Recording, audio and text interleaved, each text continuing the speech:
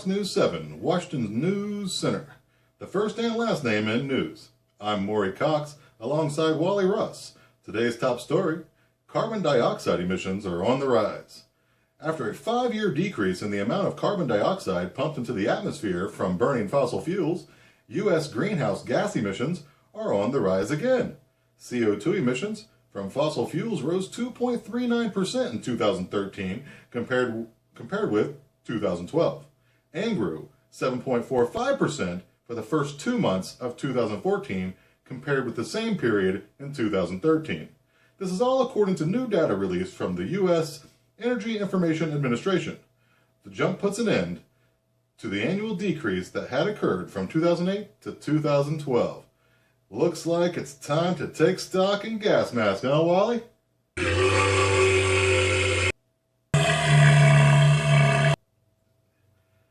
Did anyone understand that?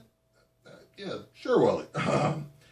News out of Seattle this week, where on Monday their city council unanimously approved to increase the city's minimum wage to $15 an hour. Washington already has the nation's highest minimum wage of $9.32 an hour. The federal minimum wage still stands at $7.25 an hour. The increase to $15 an hour will take place over several years based on a scale that considers the size of and benefits offered by an employer. It will apply first to many large businesses in 2017, then to all businesses in 2021. Critics, like those at the International Franchise Association, claim the law discriminates against large businesses by forcing them to adopt higher wages before small businesses. Other states have already passed or are considering adopting the 10-10 minimum wage that those business-hating Democrats in Congress have been pushing for. Thankfully, to little effect. Poor businesses. There goes the price of everything. Am I right, Wally? I don't know what this guy is fucking saying.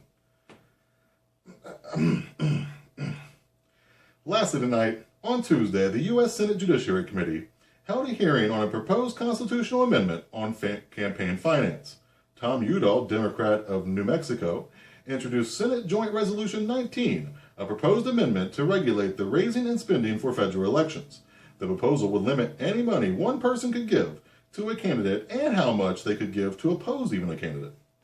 It would also give the states the right to make similar legislation. If passed, the amendment could essentially reverse the Supreme Court's 2010 Citizens United ruling that declared corporations to be people and thus allowing the corporations to use their money as free speech when given to an election. And also, the recent McCutcheon versus FEC decision that basically took away most donation limits on a political party and or a candidate. Unsurprisingly, Harry Reid, Democratic Senator from Nevada, has issued his support for the measure. Looks like the end of equality for the successful in America is on the way, Wally.